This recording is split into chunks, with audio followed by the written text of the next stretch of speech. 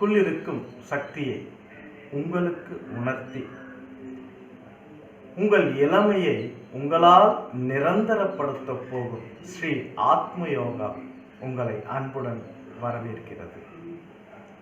இந்த ஸ்ரீ ஆத்ம யோகா 3D பயிற்சி, அந்த 3D பயிற்சி முறைனா என்னன்னா, நம்மளோட எண்ணம், நம்மளோட சக்தி, நம்மளோட உணர்வு, இந்த மூணையும் ஒன்று இணைத்து ஆசனங்கள், தியானம், சிகிச்சை முறை, நடைப்பயிற்சி, இந்த 4த்தையும் நம்ம மேற்கொள்றோம்.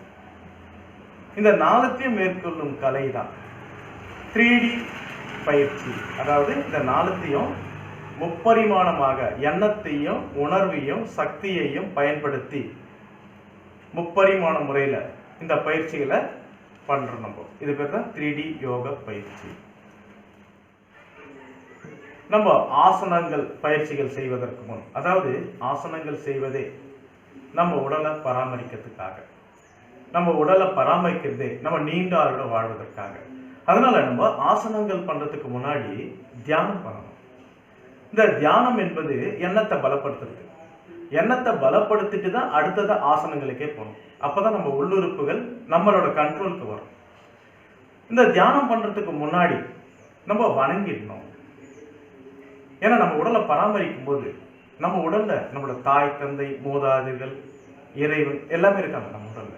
அப்போ முதல்ல நம்ம வணங்கிடணும். அந்த வணங்குதல் முறையை நான் இப்ப சொல்றேன். ஃபர்ஸ்ட் ஒரு கால் மேல ஒரு கால், எந்த காலாக இருந்தாலும் பரவாயில்ல, ஒரு கால் மேல ஒரு கால். அடுத்தது உள்ளங்கை மேல உள்ளங்கை இந்த இடத்துல வச்சுக்கணும். கொஞ்சம் நல்லா கால்களில் வச்சுக்கணும். முதுகுத்தண்டை நேரா நிமிந்து உட்காரணும், வளையக்கூடாது, நிமிந்து உட்காரணும் நல்லா. அடுத்தது கண்களை சாஃப்டா முடிக்கணும். அழுத்தமா மூடினா அந்த அழுத்தத்துல தான் நம்ம எண்ணம் சிதறி கொண்டிருக்கும்.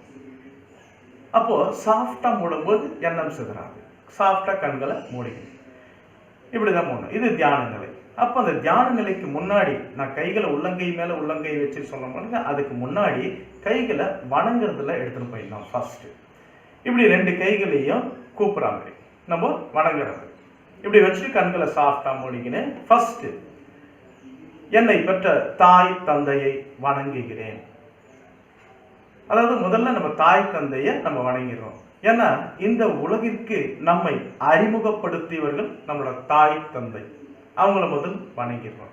இந்த தாய் தந்தை தான் மாதா, பிதா, குரு, தெய்வமாக நமக்கு இருந்து நம்மை இன்று என்றும் வாழ வைத்துக் கொண்டிருப்பார்கள். நம்மளோட தாய் தந்தை மாதிரி வேற யாருமே நமக்கு அன்பு, பாசம், நேசத்தை செலுத்த முடியாது. அடுத்ததா மனைவி, அதாவது தாய் தந்தைக்கு அடுத்தது மனைவி வரும். அன்பு, பாசம், நேசத்தில் இருந்து வரும். அடுத்தது குழந்தைகள். ஆனா அந்த தாய் தந்தை மாதிரி யாருமே அந்த பாசத்தை வச்சிருக்கிறது முடியாது. அதனால முதல்ல தாய் தந்தையை நாம வணங்கிடுறோம். அந்த தாய் தந்தை வணங்கும் பொழுது நம்ம தாய் தந்தையை மாதா, பிதா, குரு, தெய்வமாக எண்ணத்தில் உணர்த்தி நம்ம வணங்கிறோம். மாதா பிதா அப்படின்னு தாய் தந்தை நம்மளுக்கு மாதா பிதாவாக இந்த உலகில் நம்மை படைத்து, குரு நம்ம அம்மா அப்பா குருவா இருக்காங்க. எப்படின்னா நெருப்பு அப்படின்னா சுடும், அதை சொல்லி கொடுக்குறாங்க. நம்ம கையை வைக்க போடுறதில்லை, நம்மளுக்கு சொல்லி கொடுக்குறாங்க. அந்த நெருப்பு சுடும். தண்ணி, குளம் அப்படின்னா நம்ம மூழ்கிடுவோம், அதை சொல்லி கொடுக்குறாங்க. அடுத்தது நமக்கு ஒவ்வொரு மெத்தடு, நடக்கிறது, உட்கார்றது, எழுந்துக்கிறது, பேசுறது, இந்த முறையை அவங்க தான் நம்மளுக்கு முதல்ல கற்றுக் கொடுக்குறாங்க. அது குருவாக இருக்கிறாங்க நம்ம தாய் தந்தை. அடுத்தது தெய்வம்.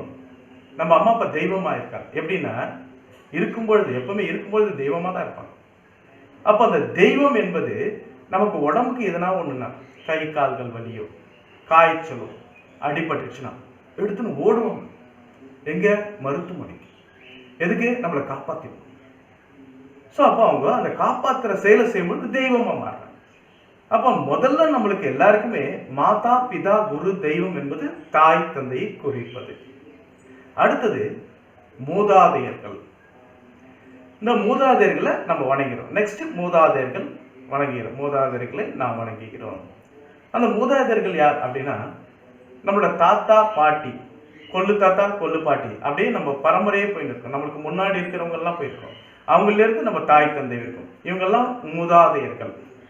இந்த மூதாதையர்கள் நம்ம வணங்கும் பொழுது நம்ம உடல் சீலிருக்கும். ஏன்? இந்த மூதாதையர்களின் ரத்தம், சதை, எலும்பு அனைத்தும் நம் தாய் தந்தை மூலமாக நம் உடலுக்குள் இருக்கிறது. அப்ப அந்த ரத்தம், சதை, எலும்பு உணர்வு சிலிர்க்குதுன்ற பாருங்க அவங்கள வணங்கும் பொழுது. அப்ப நம்ம கிட்ட இருக்காங்க இல்லை. ஒரு குழந்தைய பார்த்து கூட உங்க தாத்தா மாதிரி இருக்க, உங்க பாட்டி மாதிரி இருக்க அப்படின்னு எல்லாரும் நினைவு கூறுவாங்க. அது உண்மை. ஏன்னா அவங்களோட வித்து தானே இல்லை. நம்ம வருஷத்துக்கு ஒரு வாட்டி திதி கொடுக்குறோம், திவசம் கொடுக்குறோம். அந்த நேரத்துல மட்டும்தான் எல்லாரும் நினைக்கிறோம். ஆனா நம்ம உடலை பராமரிக்கும் பொழுது என்ன ஆகுது? தினமும் அவங்கள நினைச்சிட்டு நம்ம உடலை பராமரிக்கும். அதனால அந்த நிறைவு நம்மளுக்கு கிடைக்குது. நம்ம உடலை பராமரிச்சோம், நம்ம நீண்ட ஆயுள் இருப்போம், இளமையா இருப்போம், மகிழ்ச்சியா இருப்போம், குடும்பத்துல சந்தோஷமா இருப்போம் அப்படின்ற நிறைவு நம்மிடம் கிடைக்கிறது. அப்போ மூதாதையர்கள் வணங்குறோம். அடுத்தது நம்ம உடலை நாம வணங்குறோம். மூன்றாவதாக நம் உடலை நாம் வணங்குகிறோம். நம்ம உடல் எப்படி வணங்குறது அப்படின்னா, நம்ம கண்ணாடி பார்த்துருக்கோம். இப்பெல்லாம் கண்ணாடி எல்லா இடத்துலயும் இருக்கு. நம்மளை எப்பவுமே பார்ப்போம். நம்ம உருவம் நம்மளுக்கு தெரியும். போட்டோஸ்ல பார்த்துருக்கோம், நம்மளோட கண்ணாடியில பார்த்துருக்கோம். அப்ப அந்த உருவத்தை நம் கண் முன்னாடி நிறுத்துறோம். அதாவது கண்களை மூடி தானே தியானம் பண்றோம். கண் முன்னாடி நம்ம உடல் நம்ம நிக்கிற மாதிரி நம்ம ஃபீல் பண்ணணும், உணரணும். அந்த உணர்வுகளை, நம் உடலில் உள்ள உணர்வுகளை நம் கண்ணு முன்னாடி எடுத்துட்டோம்னா அந்த உடலை நாம் வணங்குகிறோம். நம் உடலை நாம் வணங்குகிறோம். ஏன்னா இந்த உடல் இருந்தால்தான் உயிர். உடலும் உயிரும் இணைந்திருந்தால்தான் நாம். இந்த உடலும் உயிரிருந்தால்தான் நாம். நாம் என்றது நம்ம உணர்றதுக்கு இந்த உடல் தான் தேவை, இந்த உயிர் தான் தேவை. அப்போ இந்த குடும்பத்துல, நம்ம குடும்பத்துல எல்லாருமே உணர்றதுக்கு இந்த உடல் தேவை. அப்ப இந்த உடல் நம்ம வணங்குகிறோம். அடுத்தது இறைவன், நம்மை படைத்த இறைவன். இறைவனை வணங்குறமே. யார் இறைவன்? ஒவ்வொருத்தருக்கு இறைவன் மேல நம்பிக்கை இருக்காது, இயற்கை மேல நம்பிக்கை இருக்கும். ஆனா ஏதாவது ஒருத்தர் மேல நம்பிக்கை இருக்கும். நமக்கு மேல ஒரு சக்தி இருக்கு அப்படின்னு சொல்லுவாங்க அவங்களும். அந்த சக்தி தான் நீர், நிலம், நெருப்பு, ஆகாயம், காற்று, பஞ்சபூதங்கள். அந்த பஞ்சபூதங்களும் இயற்கை. ஸோ அப்ப இயற்கையை நம்பாதவங்க யாருமே கிடையாது, நேரடியா இருக்கு. அப்ப நம்ம இறைவனை நேரடியாக பார்த்து கொண்டு இருக்கிறோம். ஏன்னா நம்ம காத்து கொண்டிருக்கிறார். அந்த இறைவனை நாம் வணங்கிட்டு அடுத்ததா தியானத்தில் நாம் எண்ணத்தை ஒருநிலைப்படுத்தி நம் உடல் உள்ளுறுப்புகளை, நம் எண்ணத்தை முழுவதுமாக சீர்நிலைப்படுத்தி ஆசனங்கள் இந்த மெத்தட்ல நம்ம பண்ணோம்னா 100% நம்ம உடல் உள்ளுறுப்புகள் நிரந்தரமாக பலப்படுத்தப்பட்டு கொண்டே இருக்கும். நம்மால் இந்த பயிற்சியை நாம் தினமும் மேற்கொண்டால், அதாவது வாரம் 5 நாட்கள், அரை மணி நேரம் போதும். அந்த அரை மணி நேரத்தில் நம்ம ஒதுக்கினால் நம்ம மூதாதையர்கள் அனைவரும் நம்மால் இன்று இவ்வுலகை பார்த்து மகிழ்ந்து கொண்டு நம்மிடம் வாழ்ந்து கொண்டே இருப்பார்கள். நன்றி. மீண்டும் நாம் ஸ்ரீ ஆத்ம யோகாவின் 3D யோக கலையில் சந்திப்போம்.